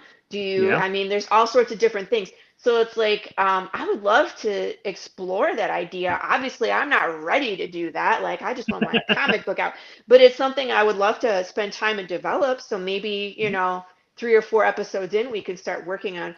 I was thinking about doing like a deck building game, almost like Magic, Yep. something like that, where you could have different characters and um, that would be really cool. But it's like, I don't know how we could get in the choose your own path, like, Andrew? just an idea. I don't know. Yeah. I'm throwing around ideas. That's okay. Andrew, do you still have the cult sitting there? Oh, which The one? cult. Yep, District Z, the cult. Yeah, I got it. That's my choose your own adventure book. It's an RPG Cool. choose your own adventure where you have characters and items and dice and you roll your stats. So yeah, if you need help making a choose your own adventure book, I've already done it. A deck I'm gonna building pick game. your brain, sir. It's what I'm here for. My deck Cool. building game is Gods of Metal, which is Okay. I got that one too. my homage to Andrew's like, Brutal look, Legends. I got that too. Yeah. He sent this to me for free, so It just Yep. makes me laugh that you just have them right there, though. He's just like, you got that? He's like, yup, you got this? Nice. Yup. That's why we can count on him. That's the thing. We can count on Andrew. I'm not picking up anything else. I'm really tired. My arms hurt, and I'm having a day. I'll explain. I had a job interview yesterday, I'm gonna die. and it was. You ever go through just something where it's just so intense, like 4 days to just complete, and then it hits you, but it doesn't hit you that day. It hits you the next day, and you're like, I'm Yeah. spent. That's what today is, and I'm spent and I'm Aw. exhausted, and I'm just like, need a day off. What I sent time out my zone are thank you you in? letter. I sent out a thank you letter to the job. I don't know how it went. It's 50-50. I shot out another job thing and gave my resume, and then I was like, look, I'm just chilling out watching a boatload of anime and Yeah. not going to worry about it. And and then I was up late last night with Luke to like 3 in the morning. So Yeah, I tell my students whenever I bet. I teach those kinds of classes, like with resume building and so on, I always tell them follow it up with a thank you letter, no matter what course. happens. Yeah, but Mr. Yeah. Andrew, I was thinking of you earlier today, as I often do.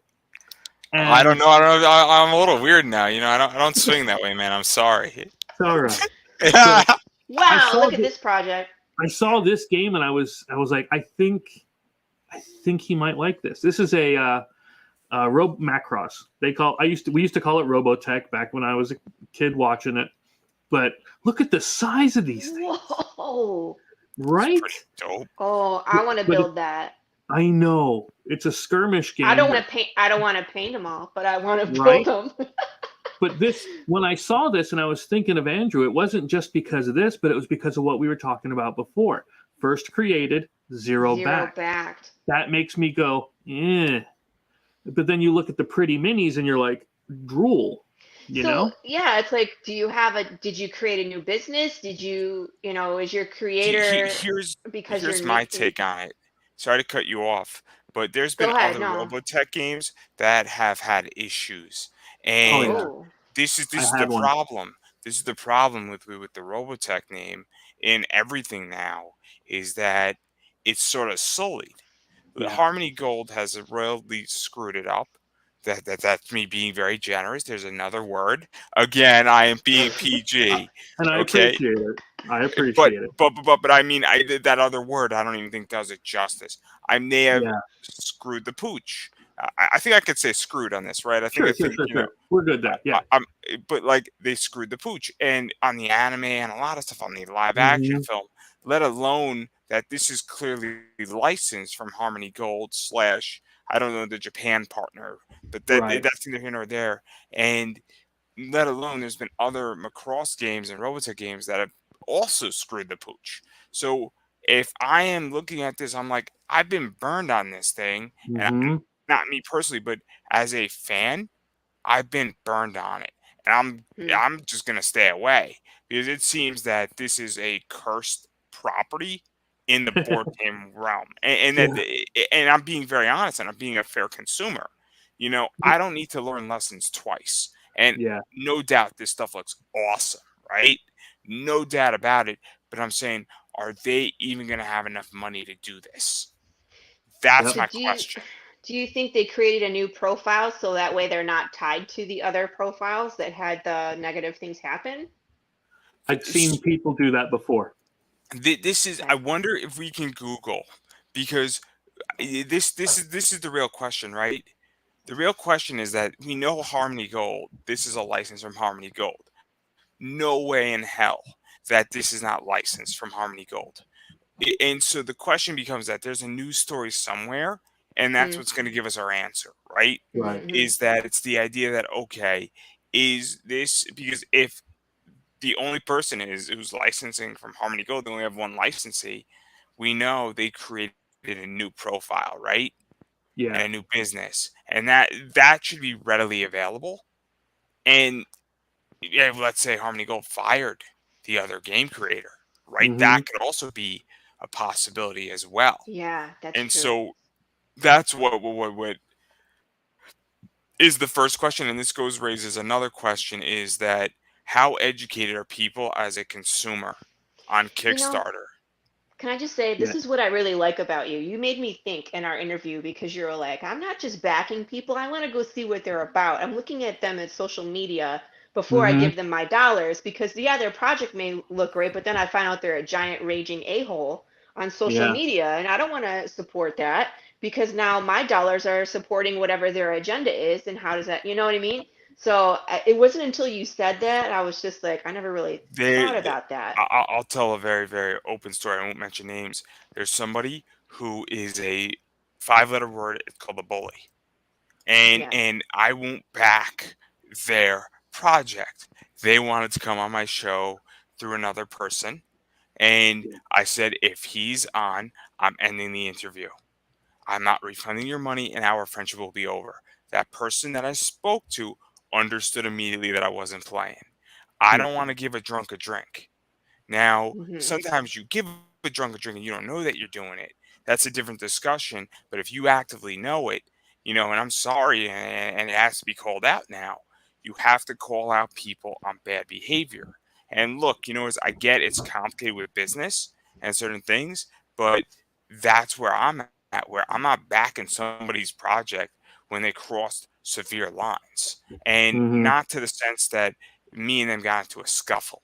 That's not what I'm talking about. What I'm talking about is this guy whose project I went back was beating up on a young creator who asked a Hmm. stupid question about do you pay your artists ahead of time or after the project when the person is legitimately in the process of figuring out their creation and doesn't know better. So you don't Yeah. Right. beat up that person. You say, hey, here's what we do. Yeah. Right. You don't say you should know better. And this guy is a prominent. He was a USA best-selling time author, and I don't really care if everybody knows who I'm talking about. No offense, Chris. I don't care because it's pretty easy to know who this person is. And if you Hmm. don't know who this person is at this point without me mentioning their name, then just Google 5 words and it'll come up. Is my point. It's not a secret who this is. So that's how I function. And then I'll even go further where I'll back somebody's Kickstarter because I want access to who they are and I want them for an interview and 10 other things, or I want the social credit. I backed a Zenoscope project. I do business with Zenoscope. They have a Kickstarter. They're going to see my name on that Kickstarter. That just makes me Hmm. look good. And so for $19, I'm buying access. Now, Yeah. I like trading cards. Don't get me wrong. I also backed it because I'm a metal card guy. And it's an awesome metal card. And I backed it for a stretch goal. A metal card with Zenoscope is a $12 item. The Kickstarter was 19. So, along with some other stretch goals that are out there, but I'm being very honest, I have a good relationship with Zenoscope. So, to maintain my relationship, if I back every other Kickstarter they do, it's a no-brainer. If I Yeah. back Travis Gibbs' Kickstarter, I'm maintaining a relationship. And that's the other thing Hmm. too, is that it's not anymore that your project's good. Sometimes you have to spend money to maintain relationships. And it's something that is very complicated with me, where I've interviewed a lot of people and I'm like, where the hell were all you guys, even for $1 on my Kickstarter? Where's our relationship stand? And no, but it's a gut check. It really is a gut check, and it sounds messed up when I say it, but this is business now, and I have to ask those questions. And then you hit me up to be on my show. What are we doing here? Where were you? Hmm. Yeah. Yeah. and so this is something that I think people really have to become, is that you have to become an educated consumer. And I understand it's not fun to do that. And I don't mean to be having the stern iron wall approach on this, but you have to become an educated consumer now. Yeah. I understand that when I'm buying from Walmart, what I'm really buying. I Mhm. understand when I'm buying from Target. I understand when I'm buying from my local comic shop versus Midtown. I'm an educated consumer and I understand the choice that I'm making. Whether that's an ethical choice or not is not the issue, but I know what I'm doing. Mm-hmm. Right. As long as And you've taken the time to educate yourself, and that I think is the most important thing to take out of this. Is like most people are like, "Ooh, I really like this. I'm going to buy it," and it's like, do you even know what you just did? Yeah. Chris, weren't we Now, talking about this last night or maybe a few nights ago where you were showing me a project and you were or was it last week and you were showing me Engage a project and then said, "Oh, this looks really cool," and then a bunch of red flags started to pop up, right? yeah, you could easily, yeah, you could tell again as long as you check into things when these red flags will indeed pop up. And I wish they would have like this here, the Robotech RPG sounds like a cool idea, right? They screwed over the customers so bad. I was able to pick this whole setup. It's $18 for this one, but the base box and all for like $10. And Wow. it was just they really as you said screwed the pooch on that one. Now I'll be very honest. I picked this up. These are Zorro and Three Stooge trading cards, Let and me Okay, get it's a you up cool. there. promo thing. And I'm not going to take them out, but that's just one of the cards. This is sort of the back of the promo card. There's three of them in here, and I took a chance on the guy. It was $3. It was Yeah, $3 for three cards, yeah, Right. guys. Okay, so my point that I'm trying to make here is that if you say, "Look, I'm going to back somebody's campaign for $5," I'll take the risk, and they're giving me a physical book for $5. You could take the risk, and Right. if that person is a horrible person, and you're giving a drunk a drink, but you didn't know, and it was $3 or $5, mhm, I'm not here to beat you up. But if you're spending Right. 180 bucks on yeah. a set, you should know what you're getting into. I'm sorry. If $25, you should know what you're getting into. I spent Although, $19 and it was $7 shipping was on scope. I actually looked at the trading card set and I said, okay, I trust Zenoscope, but I still did my research. I know what yeah. I'm getting into. And that's the thing. Although 180 is the all in for Slaughterville if you want to get everything. That happens to be the all in But amount. but I'm gonna encourage, and I think you're gonna be very honest about this, Absolutely. where I do mean, your you due wouldn't be diligence. here. I was like, you wouldn't be here with the both of us if you didn't think that we were upstanding people. I mean, No, he knows I'm not an upstanding person. That's not the point. I'm way just back gonna be up. I'm just gonna be rich soon, so it doesn't really matter. He just wants to get in my good graces. Because when he needs Andrew. financing, who's But then gonna, you, finance and not rake him over coals here? That's all I'm gonna Is say. that what this is? He's looking for but a silent partner? Hmm. no, I will never do a partner again because of that last one we talked about. Yeah, yeah. Yeah. But let me ask you something. When you're backing a project, and I don't care what it is, whether it's uh, solar panels to a record or games and comics, do you back for the product itself or do you back for the stretch goals? The safe moon Ooh. count. Hey, What? I'm so sorry. I'm so I sorry. It's don't just want it. that's a What did cryptocurrency. you I'm so say? sorry. I'm so sorry. I I was missed watching this. it. I said Safe Moon. It's a cryptocurrency that's a Safe moon. disaster. And I was watching this documentary on it. Oh my God, the most fascinating thing I've ever watched in the last like 5 weeks. I'm like, how is this even legal? Like it makes Enron look like a joke. Like I've Hmm. never and like I'm like, oh my God, this is brilliant. Like I want like a sequel to the documentary.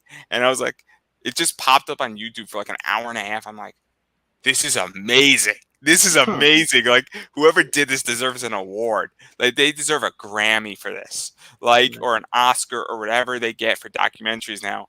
Brilliant, brilliant thing. But I couldn't resist. Continue, please. I was like, that was really random, by the way. Yeah. But of course, you need some sleep and probably a drink or two, so I will forgive you. We love you anyway. I'll answer So the question appropriately after you. I promise. okay.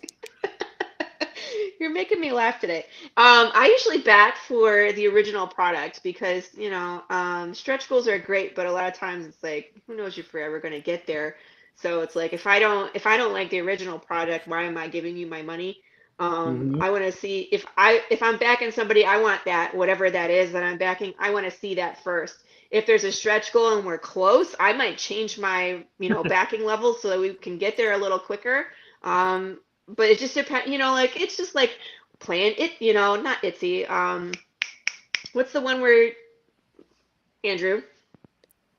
Yeah, what? eBay. Thank you. I was trying to think of the word eBay, where it's like you have to kind of watch and see like where the funding is, and it's like, okay, we could actually make that stretch goal. So now I'll change my, you know what I mean? Because it's like I don't want to change my goal too soon because Hmm. then I mean, other I'll people be might very not back. honest.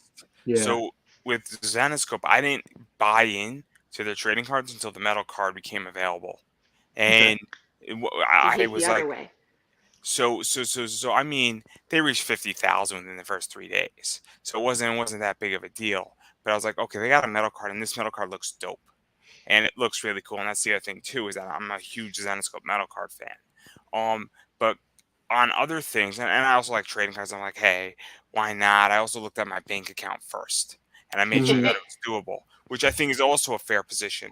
Saying, Yep. is this doable? And I also know that I'm going to have money coming in. And I also just sold a book today on eBay, and that's why I backed today because I knew I had the money. So I don't know if Hmm. that makes any sense in how I function, where I make sure that I can clear it. But I backed Isaac Fox's book, and I backed it, and I didn't even look at it after I backed it. Hmm. I backed it because I liked the cover. It was a reference, and one of his mascots was dressed as Jill Valentine. I'm a huge Resident Evil fan, and I Hmm. was like, okay, cool. I didn't know this was a stretch goal, and this was a stretch goal. I didn't know. Cool. And so when I was like, oh snap, we're getting a metal Bonus. card, and I was like, oh, I didn't even know that. I didn't even look because I'm busy. And this is going to sound messed up. I don't read the updates, I don't pay attention. I actually delete all that stuff. And Hmm. Well, because when you I'm when there's running, so many of them. especially when you're backing like 4 or 5 projects a month, right? Yeah, And, yeah. and so for me, what it was is that I'm like, I don't read this. I don't have time. I'm doing 4 or 5 interviews a week. I'm looking for a job. Soon enough, I'm gonna have a day job and I'm gonna be working 40 hours a week. I don't have time to worry about your stretch goals. If I know your project's coming in, you got a book that you told me to watch out for. I back it and then it's in the background, and then whatever I get Hmm. is what I get. Now, sometimes I understand that there's going to be good stretch goals and I pay attention. And if I'm on Hmm. the fence, that might sway me. But it's what's unlocked already that's swaying me, not what is the potential to be unlocked. So Zenoscope, with their trading cards, has all these things that are still locked. I don't know what's going to get unlocked. But I'll Hmm. also be very honest. I'm going to be backing an NFT project. So with that NFT, it's actually a physical comic, which is what I'm really interested in because it's the first world's glow in the dark, fully glow in the dark world, comic book ever produced from top to bottom. The entire thing Man, is glow in the dark. It's stealing my thunder.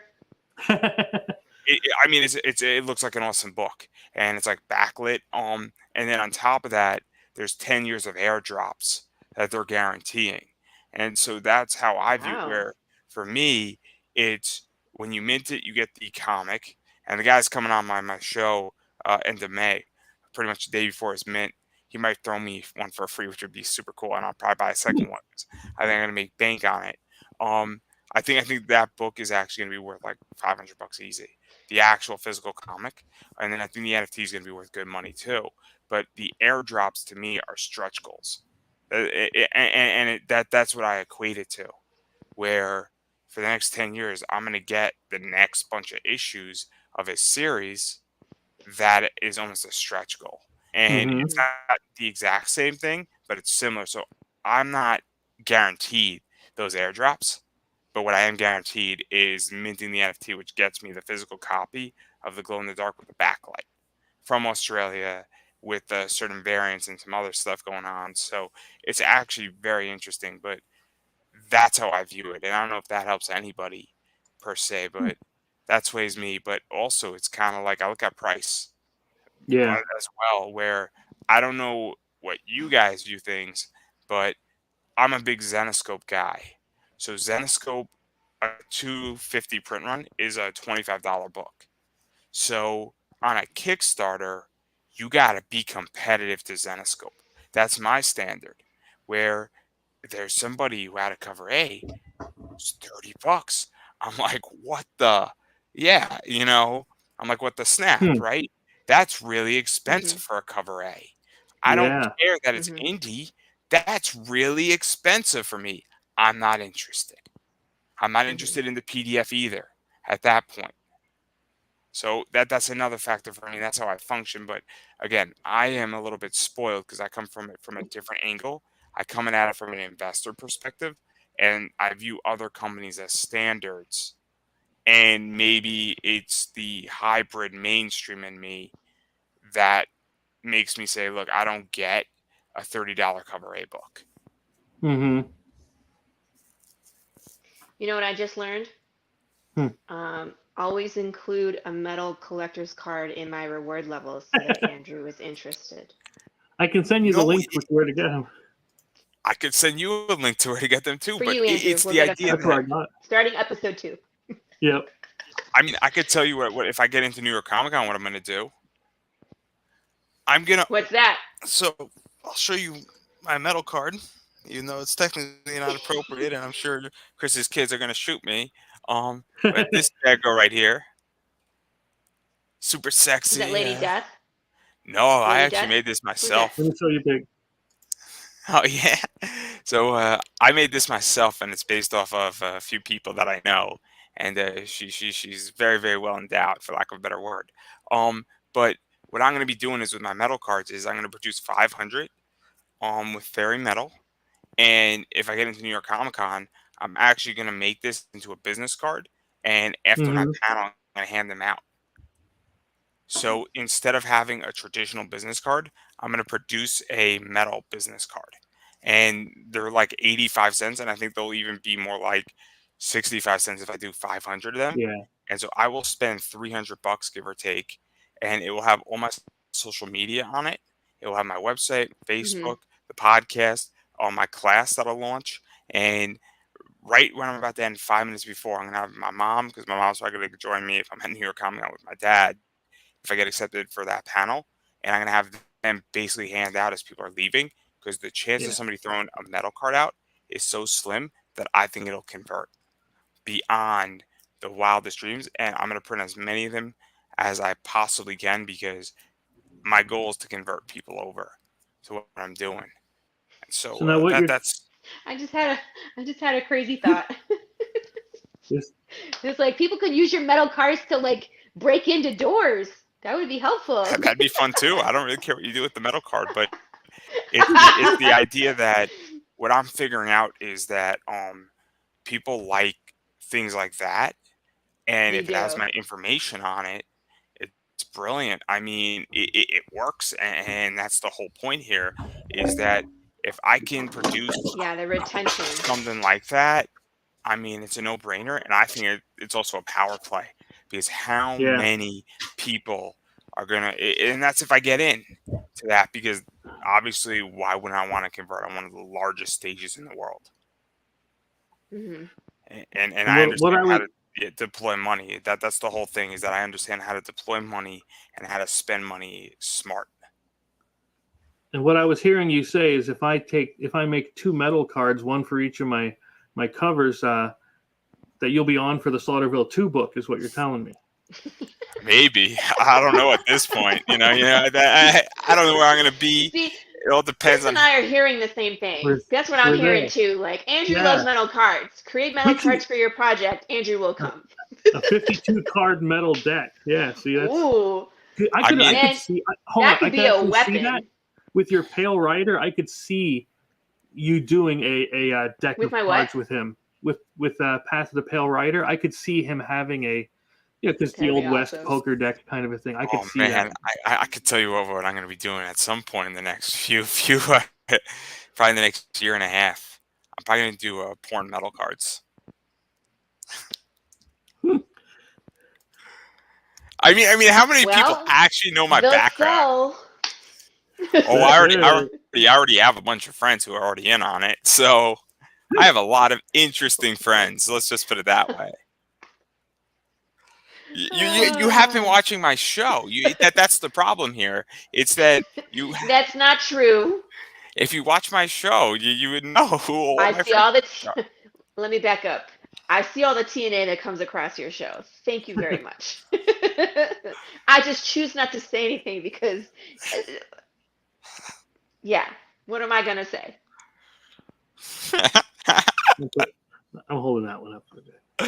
I gotta ask, did you ever hear of Monster Hunter International? Yes. You did? Okay. A friend of mine named Tyler Chansey, he writes for Tech Raptor. And they do board game and stuff reviews. They're doing an MHI minis game because you said you like the minis and painting and all. I do. So yeah, that's coming out soon. They did Big Trouble in Little China, which I own. They did Librarians deck building game, which I own. But yeah, I need to get this. I had to show you if you knew this because I thought you might be into that. But yep. Yeah, I am. Definitely one that I'll be getting. That's so cool. yeah. When does that go live? Let me triple check because I do not want to tell you anything wrong. Just says coming. Coming soon. Yeah, I know, right? Yeah, Tyler. Let's see. According to the announcement page, let's find the announcement page. Yeah, that's what they have as coming soon. So, okay, so we don't know yet. Yeah, but I am definitely. I already. God, look at that. Yeah, I already told them. I contacted them, and they might be sending a preview copy kind of a thing because I was asking them for it. I'm like, dude, you have no idea how big of a fan. Huh? You get to do a beta. You get to I'm do a hoping. beta test. That would be I'm so hoping. cool. Yeah, I'm practically They're like, here, begging play this for game it. like 20 times and tell me if you have a problem with it. Okay. So yeah, that's what I'm going to be watching out for. But that's why I wanted to see if you knew that property and. Yeah. I knew you said you like the hard that kind of stuff. So. I do. Yeah, I'm definitely. I gotta get that cover. That's do it. Do it. Everett's great. He's a great comic artist. He actually has his own young adult series called Boog the Outcast, and he's with Scout, I believe, publishers. Okay. So I don't think it's out yet. I think it's still in production, but it's a really great series, and like for kids, you know what I mean, to follow along and to get into comics without all the TNA that Andrew likes. So, or like my comic where it's like your face gets eaten off by an undead bear. So it's like, hey, I don't have all of TNA. Yeah, you do. TNA. Don't lie. It's not all TNA. Yeah, I don't think people understand how much money I make with TNA. Are you censoring? You like other wrestling associations? There's a lot of money to be made with TNA. Yes. Impact's That's true. I mean, like, promotion. you really have all sorts of stuff, but Chris got the joke. I'm just teasing you. Yeah. There's I'm just teasing you. No. I'll explain the joke. There's a wrestling promotion called TNA. And they rebranded it into Impact. So Chris was like, "Oh, you like other wrestling beyond TNA?" Gotcha. That was the joke. I don't know if you're a wrestling fan. I'm not into wrestling. It's all right. It's all right. We can't all be perfect. Nope. I'm pretty damn close, but that's not in my skill set there. I would steal Luke's line from last night, but that would be copyright infringement. So. Yeah, don't do that. Cool. Yeah. But yeah. So what else? Anything else, or are we gonna wrap because it's 9? I was gonna say. Well, where are you guys? 2 hours, and we're about to. What's that? You guys on the East Coast? Yeah, I'm in PA. I live right next door to him. No, I don't. Okay, so he's actually in the next room. Say it's late. He's in the next room. He's in the next room. Yeah. You know how funny that would be if that was true? That'd be like amazingly funny. It's like I walked in your door right now. That would be freaky. Yeah, stick your head in. Hey. Yeah. Hey, how's it going? I'm going back out. I interviewed a couple and they did it in separate rooms, and I'm like, why? And I thought it was hilarious. I thought it was pretty funny. It's for the sound. It's for sound quality. Yes. Yeah. That's the reason. Oh, it was pretty funny to me. So, still think it's pretty funny. Yeah. Why? Where are you out of? I'm in Texas. Nice. Mm-hmm. So it's still early for you yet, relatively I mean, speaking. it's we're just an hour, Yeah. Okay. Difference from you guys. So it's only 9:49. But I mean, okay. talk about difference in weather. Did you guys get snow this week? Yep. I know Michigan did. You got snow? It was 82 that day. We went swimming. Nice. Yeah, we had I think it was Monday, Tuesday? a little less than golf ball sized hail, but it was coming. It was cray for real. Ooh, that's no good. Got nothing. We were out playing in it, so I mean, well, it only hurts if you don't dodge.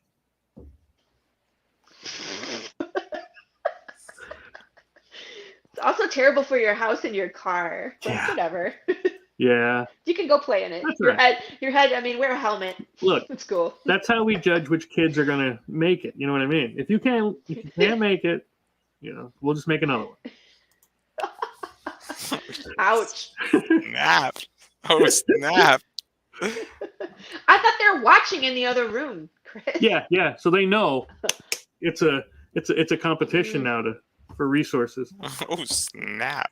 No, my second boy, he just came back today. He was away at school. He's going up to Penn State for acting. So yeah, I got to give him hell once in a while. So he's a good liar. He's the one that likes all the manga, however you say it. I don't know. Yeah. He's here. I was gonna say, did he just correct you? That's funny. Yeah. Good times. So, I usually get him a couple of stacks every couple months. I don't know what I'm looking at with it, but I just whatever. I turned out fine watching this stuff as like a 9-year-old. I turned out fine. Yeah. In fact, I built my business on this stuff. True. My first show was almost exclusively voice actors. Right. I was going to say, if he wants to do some voice acting, I have some ideas. Yeah. Okay. I will let him know. But so where can we find you?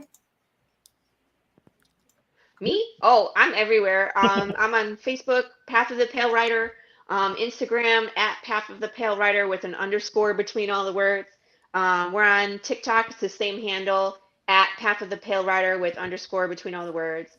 We're on Twitter at Path Pale Rider.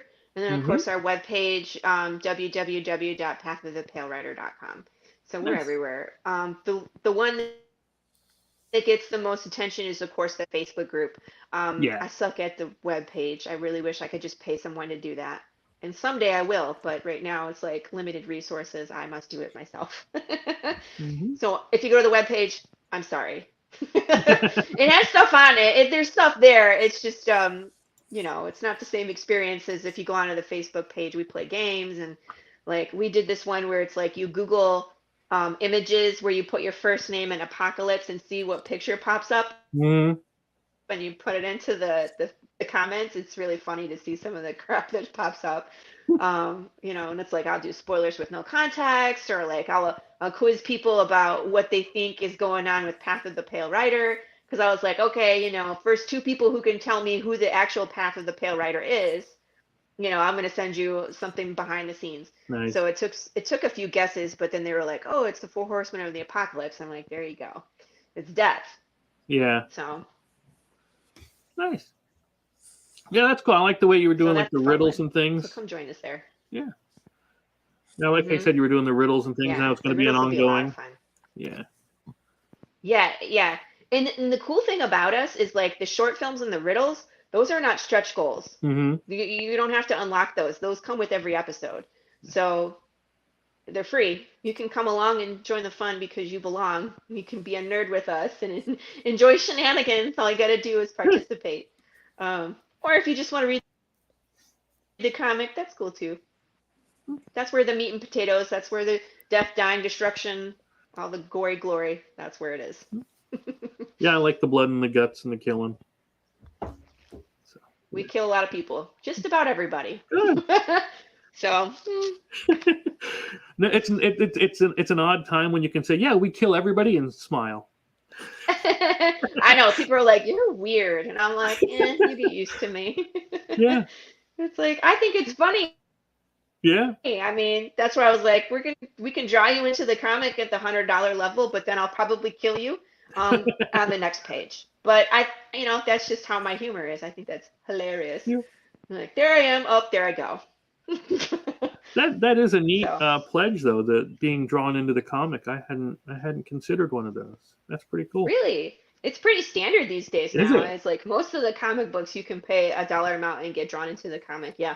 Huh. Yep. Yeah. I'm gonna have to look into it. I thought I was being ingenious, but no, it's like everybody does it now. I'm like, okay, everybody's stealing my ideas, but they're not my ideas. Everybody's having the same ideas, so yep. I was really excited. We had a level called Singularity. It was $500 where I was going to do I'm going to get a custom made Jude St. Clair Funko Pop. And someone, the second person that backed got in there and got it. They must have had their eye on it because they were like, yoink. So that one's gone. That's a big thing now So, but with a lot of it's gonna be people, really and I know cool. a lot of people. But those Funko Pops. I know. So I was like, maybe I open this up for more next time. Right. Like at least, more than one. I made it special so there was only one. But maybe I do more than just one next time. But it's like, I kind of can't wait to get my hands on it and like show it to the group and be like, look how cool this thing is. Mm-hmm. But I got a few more tricks up my sleeves, and there'll be some surprises coming because that's how I roll. Mr. Andrew, where can we find you? Not that we don't know you.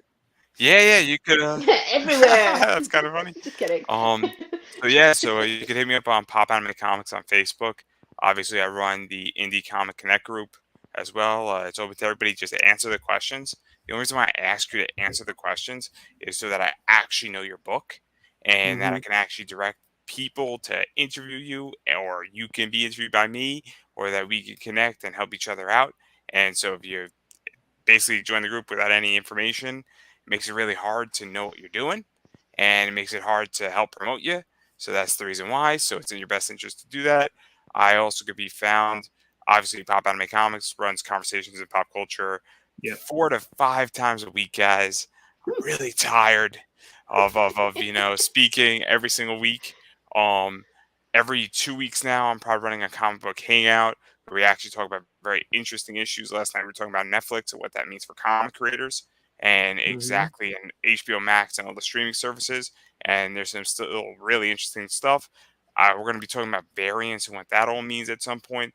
We're going to be talking about certain pledges, drop pledge backers. I got a whole bunch of topics I want to talk about. So that's coming. Also, I do talk about comic book investing a lot in a lot of ways. That is an area I'm an expert in. And I run a closed managed eBay fund, essentially, that provides me a decent distribution every year.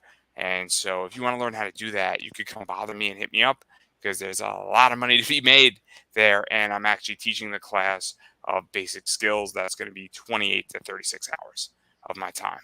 And so I'm teaching that bad boy out. I'm about halfway through building out the PowerPoints, and then I got to record that stuff. And we're looking at that thing being done in August. But if I find out that I'm going to be at New York Comic Con, we're going to pretty much launch in October 5th, I want to say, is New York Comic Con. So if I'm at New York Comic Con, legitimately the morning of, I'm going to launch it. I'm going to give an 80% off code to everybody who is basically there at the panel. And you're going to basically get that class pretty cheap on Udemy or ClickFunnels or wherever I drop it. And then after New York Comic Con, I'm going to jack it up. So, but I'm going to teach you all the skills you need to know how to make a lot of money in comics. And let's just say what I'm going to teach you is about 10%. And then you're going to have to buy another class. We're going to teach you another 10%. And then you're going to have to buy another class. We're going to teach you another 10%. And then at a certain point, you're going to have to hit me up for private consultant, and I'm expensive. Because if I know, I'm serious. If I'm going to build you as my competitor, I'm going to make sure I get paid decently for it. And you'll thank me in the long run, because when the money's rolling in and you create yourself a whole system and you got a nice distribution every year coming to you, that's all I'm going to say on that point. But yeah, we're not there yet. But follow me on Pop Anime Comics. You'll be informed. Obviously, Twitter is at Pop Anime Comics. Instagram is Pop Anime Comics. I am Comic Knowledge on TikTok, and I talk about comic book facts there as well. And you can pretty much find me anywhere. And if you hit me up on Facebook, I'll direct you to wherever you want to go. Or if you just want to yell at me and you think I'm scamming you, that's fine too. Because I have a bank account that's rather large, so I really don't care. I really don't care. You are in just rare form tonight, sir. Yeah. This is the I don't care tour. I can tell. I was gonna say, people, I'm not this complicated. I'm just trying to put out a comic book. So Yeah. I'm trying to get myself rich and you rich in the process. So if you want to be rich, and again, it's PG show, so this is all I'm clearly then follow tempering. this man. Definitely, if you want to learn how to invest in comics, I can teach you, and I can teach you very efficiently, and I could get you up to speed probably faster than most people will ever get you up to speed, and I could get you into the game for $20 or less. I mean, that sounds like a good deal to me. Yeah. All right. Well, it's been fun. I look forward to seeing people back next time. Again, check out the Slaughterville 3. We have it in the links. Check everybody else out, and we'll see you next time.